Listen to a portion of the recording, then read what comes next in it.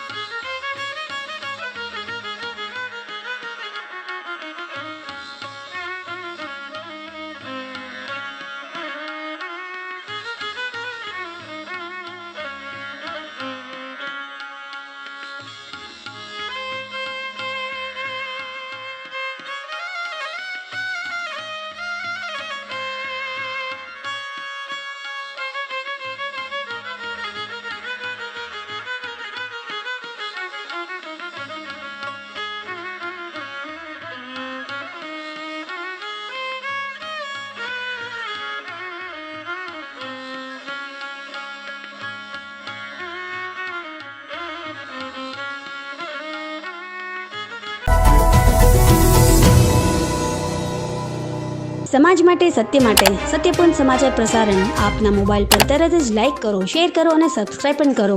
અને હા, ઘંટડી વગાડવાનું ન ભૂલશો. આભાર. સમાજ માટે સત્ય સાથે સત્યપુંજ. અહેવાલ, સમાચાર તથા જાહેરાત પ્રસારિત કરવા સંપર્ક સાધો.